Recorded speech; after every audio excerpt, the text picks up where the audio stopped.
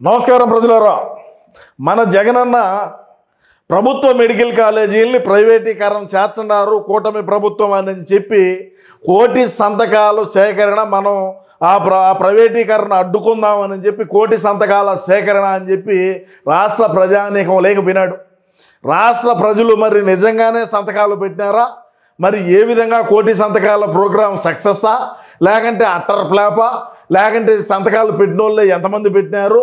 ఆ 5 మంది జగనన్నకు ముఖ్య సన్నిహితులుగా ఉన్నటువంటి 5 మంది ఎందుకు సంతకాలు పెట్టలేదు ఏందనేది మనం ఒక చిన్న వీడియో విశ్లేషణ చేయాలి ప్రజలారా. ఎందుకంటే ఈ నెల 17వ తేదీన ఈ కోటి సంతకాలు జిల్లాల వారీగా, నియోజకవర్గాల వారీగా, మండలాల వారీగా వీళ్ళు ఏదైతే కోటి సంతకాలు సేకరణ చేసినారో వీటినన్నింటినీ కూడా తీసుకొని పోయి మరి గవర్నర్ గారికి మేము సమర్పిస్తామని చెప్పి గతంలో మన బిజ్జల గారు సజ్జల గారు చెప్పినారు.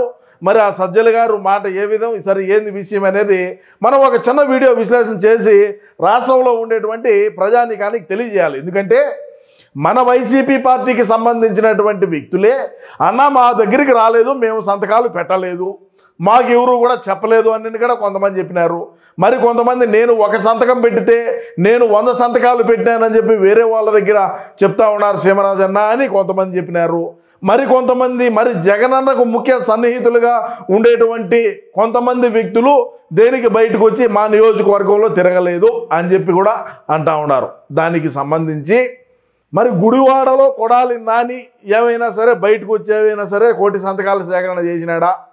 అదేవిధంగా చూసుకుంటే వల్లభనేని వంశీ దేనికి రాలా, గన్నవరం లక్ష్మీపార్వతి గారు దేనికి రాలా, అదేవిధంగా చూసుకుంటే అమ్మన్ రాంబాబు దేనికి రాలా, అదేవిధంగా చూసుకుంటే ఆర్కే రోజా ఎందుకు రాలా, అదేవిధంగా ఈమె చిలకలూరుపేట రజనక్ ఎందుకు రాలా? వీళ్ళందరూ కూడా పెన్నాల్లో ఇంకి లేదు ఇంకైపోయింది అంటారు ప్రజలారా. వీళ్ళు ప్రజాప్రతినిధులుగా పనిచేసినటువంటి వ్యక్తులు మా పెన్నులో ఇంకు లేదయా మేము రాలేము అంటున్నారు బయటికి. ఎందుకంటే గతంలో జగనన్న దగ్గర ఉన్నటువంటి ఇంకునంతా కూడా గాజులుగా తాగినటువంటి వ్యక్తులు వీళ్ళు గతంలో ఏ విధంగా అవినీతి ఏ విధంగా అక్రమాలు చేసినారు ఏంది వ్యవహారం అనేది అందరికీ తెలుసు. నేనేమి కాదు, నేను మళ్ళా కొత్తగా ఏమి చెప్పాల్సిన పనిలే. కానీ జగనన్న ఈ విధంగా మనం అడ్డుకుందాం, ఈ విధంగా ప్రజల దగ్గర మనం సంతకాలు సేకరణ చేద్దామంటే మా పెన్నుల్లో ఇంకి లేదంటారా? ఆ రోజు అధికారంలో ఉన్నప్పుడేమో గ్లాసులతో పట్టుకొని ఇంకిని ఎత్తిపోసుకుంటారు, ఈరోజేమో మా పెన్నుల్లో ఇంకి లేదని చెప్పి అంటారు. అదేవిధంగా మనం చూస్తే ప్రజలారా మరి ఒక సంతకం పెడితే ఆ ఒకటే సంతకాన్ని 100 సార్లు ఏ విధంగా మార్చారు మన వాళ్ళు అంటే రబ్బర్ స్టాంప్ తయారు చేసేటువంటి వ్యక్తులు మన దగ్గర పుష్కలంగా ఉన్నారు. ఎందుకంటే గతంలో మనం సంతకాలు ఫోర్జరీలు చేయడంలో సంతకాలు ఏ విధంగా మనం సేకరణ చేసేది అట్లా పక్కన పెడితే తెల్ల పేపర్ల మీద కూడా సంతకాలు పెట్టించుకుంటున్నారని మరికొంతమంది అన్నారు. రబ్బర్ స్టాంపులు తయారు చేసి వాళ్ళ సంతకాలు పెట్టి వాటిని ఇంకా గుద్దుడు ఒక 100 సంతకాలు ఒకటియ్యి, ఇంకొక 100 ఒకటియ్యి, ఆ విధంగా కొట్టినా కూడా లక్షిగడ కావడంలే నియోజకవర్గంలో.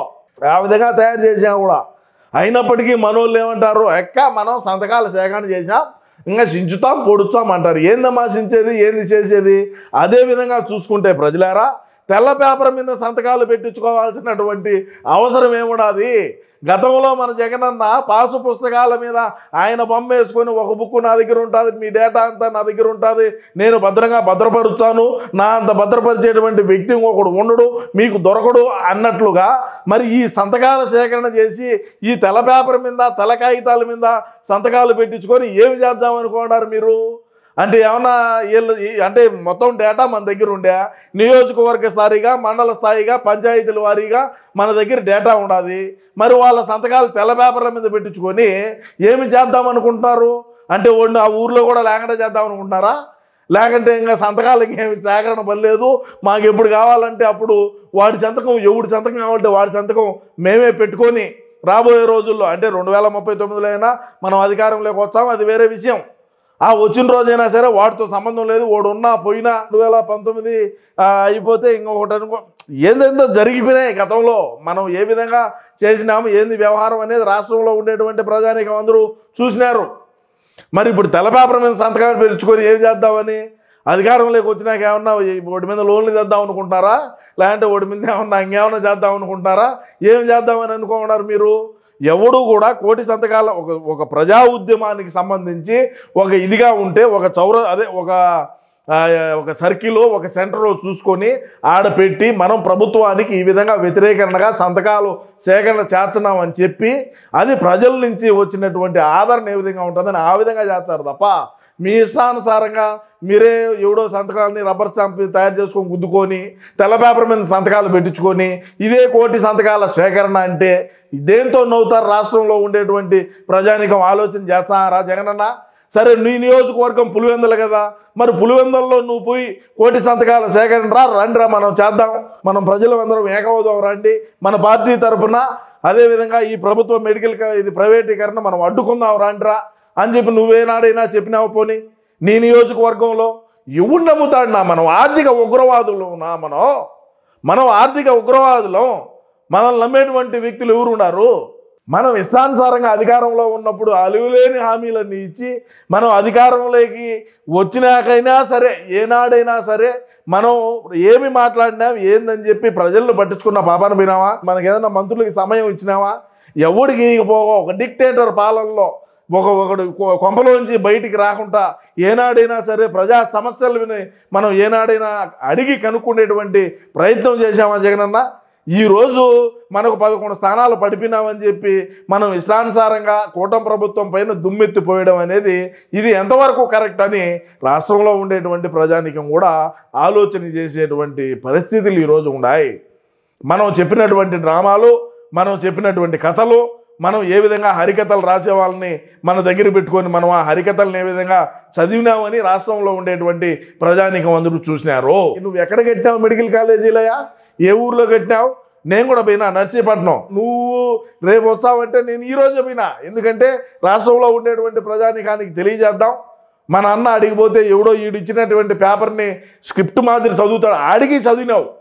ఆడికి చదివి దాన్ని ఎత్తిపోసుకోలేకపోతే ఈ విధంగా బాధలు ఎందుకు జగనన్న? నీకు మాత్రలు అయిపోయినాయి, నువ్వు ఏం మాట్లాడుతున్నావు నీకు అర్థం కావడంలే. ఒకడో ఇద్దరో సచ్చు సలహాగాళ్ళని పెట్టుకుంటావు. వాడి మాటలు తప్ప వేరే వాళ్ళ మాటలు వినేటువంటి పరిస్థితి నీది కాదు. నువ్వు వినవు కూడా.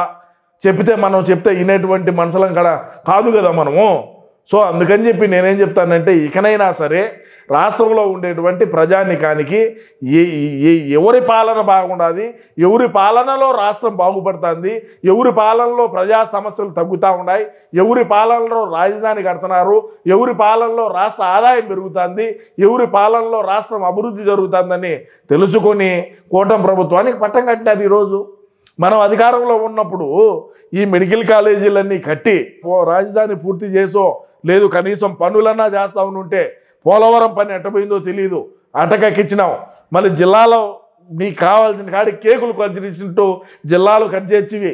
మనం చేయనటువంటి పనులు ఏమున్నాయి? మనం ఏదో చేద్దాం అనుకుంటే ఏదో అయిపోయింది. సో మనల్ని ఎవరు కూడా రాష్ట్రంలో ఉండేటువంటి ప్రజానీకం నమ్మేటువంటి పరిస్థితుల్లో లేరని కూడా నేను ఈ సందర్భంగా తెలియజేసుకుంటూ ఆ 5 మంది సంతకాలు ఎందుకు పెట్టలేదనేది కూడా మీ అమూల్యమైన అభిప్రాయాన్ని తప్పకుండా కామెంట్ రూపంలో తెలియజేయండి. నమస్కారం.